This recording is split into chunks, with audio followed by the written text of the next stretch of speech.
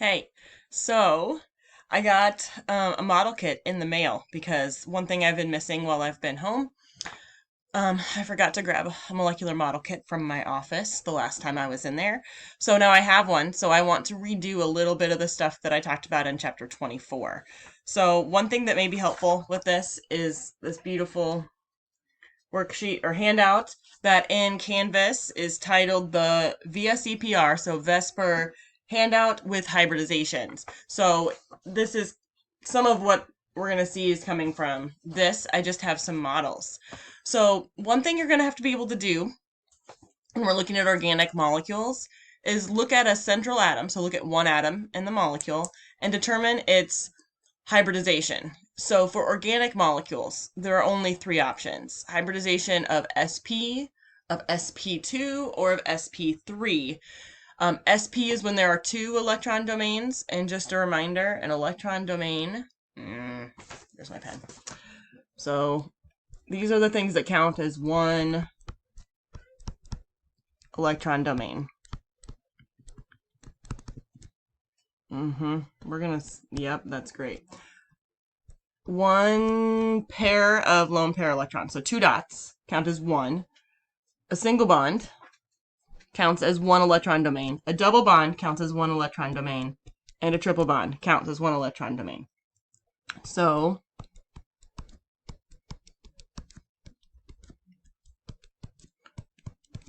I'm drawing this in the structural formula, which is not the way that we typically draw our organic molecules, but just to prove a point here. If I look at this carbon atom in the middle, it has 1, 2, 3, 4 electron domains. So 4 electron domains. I'm going to write ED for electron domains, which will have a hybridization of sp3. 3 electron domains will have a hybridization of sp2. And if something has 2 electron domains, it has a hybridization of sp. Okay, so we can, if you actually look at that handout, it's broken up based on the number of electron domains, and then it has the hybridization written right there. Awesome. Okay.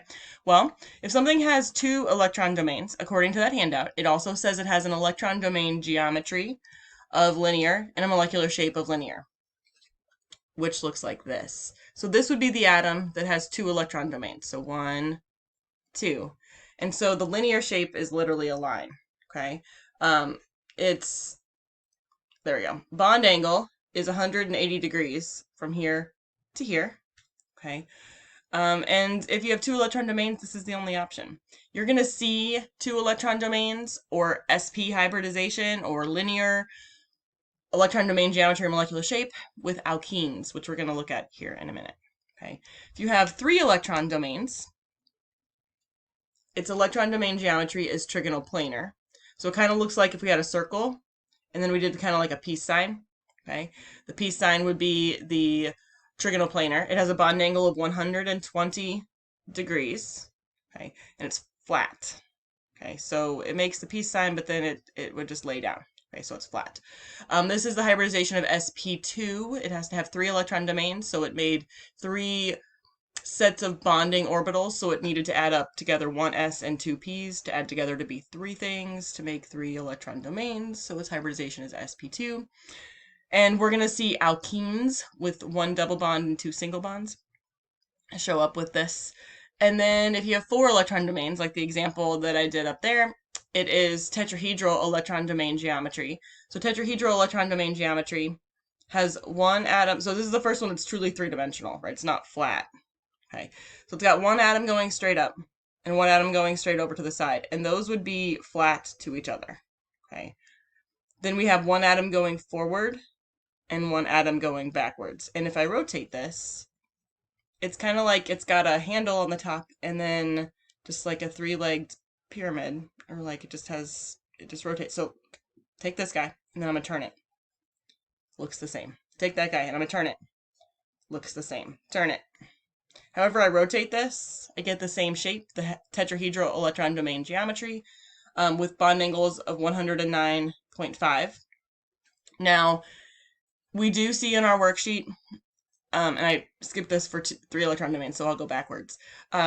If I have 4 electron domains, but 3 of them are a bond of some kind. So 3 of them are like a single bond or a double bond or a triple bond. So let's say there's 3 single bonds, and one of them is a set of dots.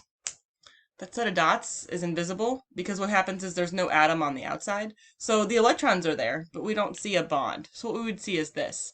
So its electron domain geometry would still be tetrahedral, but its molecular shape would be trigonal pyramid because all I see is the pyramid part. Okay, the bond angles would be a little bit less than 109.5 because these are going to squish away from those lone pair electrons. And if we had a situation where I had 4 electron domains, but 2 of them were bonds and 2 of them were lone pairs, so I have a set of 2 dots and then another set of 2 dots. This is what I'd have because I'd have 2 invisible arms, and this is the bent molecular shape. Okay, so the bond angle would be less than 109.5. Those are the options. All of those are on that wonderful handout. Going backwards to 3 electron domains. If I have 3 electron domains, it's in the trigonoplanar electron domain geometry 100% of the time. If all 3 of them are bonds, then it has a molecular shape of trigonoplanar because it looks exactly like this. If 2 of them are bonds and one of them is a set of lone pairs, so a set of dots, one of those arms is invisible, so what we see is this, which is called bent. Now I know I just told you about one that was bent, and that was if I had tetrahedral with 2 lone pairs and 2 bonds, we called this bent. And then if I have trigonoplanar, if I have 1 lone pair and 2 bonds, that's bent. And so they have the same name. They have different bond angles, and they have different electron domain geometries. So this one is the one that had 3 electron domains. 2 of them are bonds, and 1 of them is a lone pair. Its bond angle is less than 120 degrees, and its electron domain geometry is trigonoplanar. This one is the one that came from the one that's tetrahedral, so it has 2 bonds and 2 lone pairs, so like water. Water would be an example of this. Its bond angle is less than 109.5 degrees. Its electron domain geometry is tetrahedral. So these two, even though they look really similar, let me turn it the other way. I think would be better.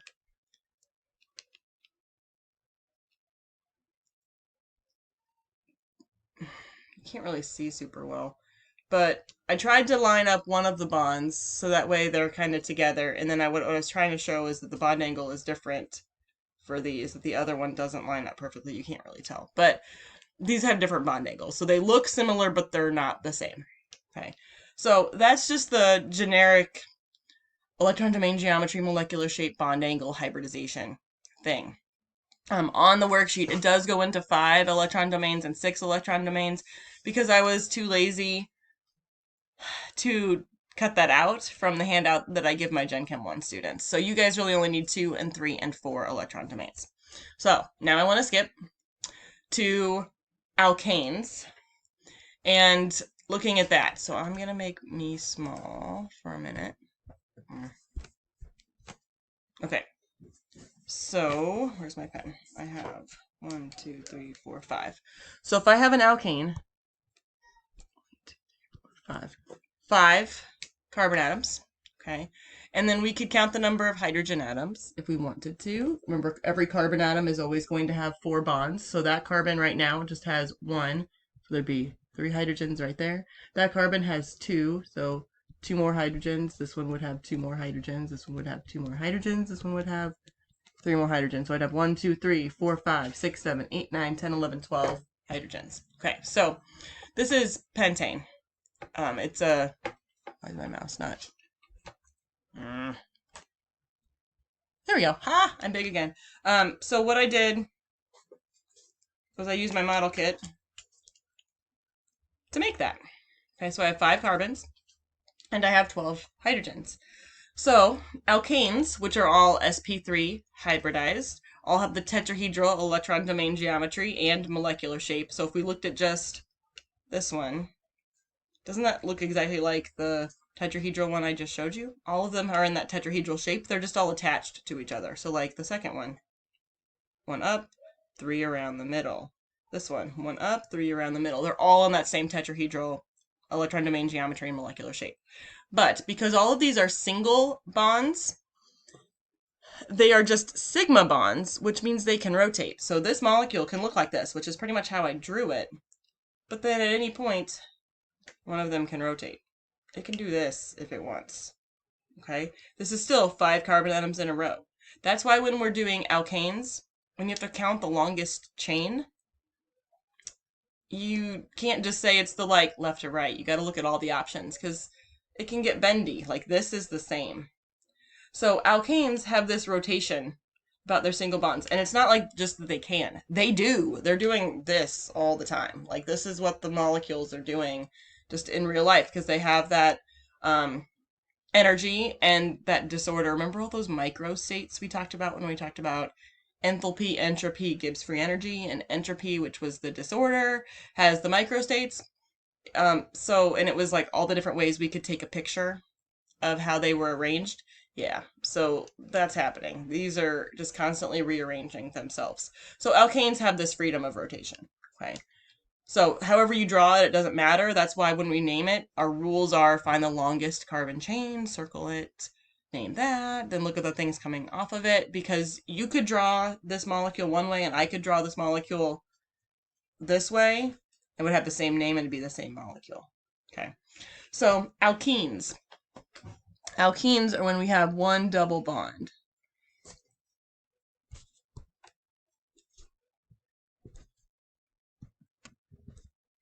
In our longest carbon chain. Okay, so those are 2 examples. Both of those examples have 4 carbons, so that's what I made my model of. So in this, with these model kits, the double bonds, I have 1, 2 bonds right there. Okay, so that's my double bond. For the ones that only have single bonds, so like the carbon here only has single bonds and the carbon here only has single bonds, those buddies have the same rotation. Okay, they can rotate, just the ones that have just single bonds can rotate that way. But the ones that have the double bond, well, a double bond is a sigma and a pi bond. A pi bond is a side-to-side overlap, which comes from the p orbitals, which we can't see here, but we just see the end of it. And what happens is the 2 atoms that have the double bond, I can't rotate those. It's not possible. Having 2 bonds locks those 2 atoms in place, which is why when we have alkenes, we see that cis and trans arrangement that we didn't see for alkanes. Because this arrangement, where it goes down to up, straight over to up, would be a trans alkene, because if we look at the double bond, right? Better, maybe. There's where the double bond is. If you look at the double bond, one to the left of the double bond and to the right of the double bond, one is going up and one is going down. So they're on different sides of the double bond. So that makes it trans. Okay. This molecule is different than this molecule, which is the other one that I drew. It still has 4 carbons in a row. The double bond is still between the 2 and the 3. This one still cannot rotate, which means it's stuck like this. So this is a different molecule. This is a cis alkene. Because from the point of view of the double bond, both to the left and to the right of the double bond, if I go like this, I kind of have a mustache. To the left and to the right of the double bond, yep, big mustache. Both ends of the carbon chain are both pointing, in this case, they're both pointing down. If I look at it this way, they're both pointing up. Now I kind of have horns. And so either way, they're on the same side. Okay, so cis would be there on the same side and trans is not. When I take my models and I try to go back and forth between them, the only way for me to do that is to physically remove bonds and put them back in.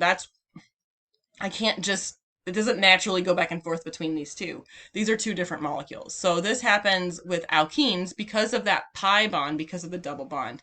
And the carbon that has the double bond would have a 1, 2, 3 electron domains. So this carbon is sp2, 3 electron domains.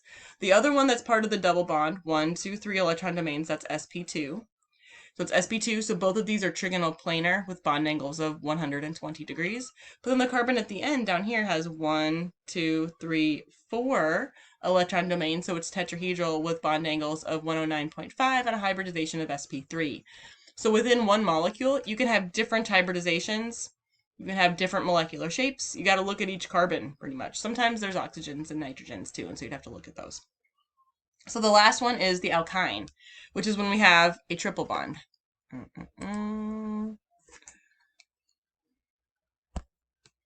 Okay, pen, stop being a jerk.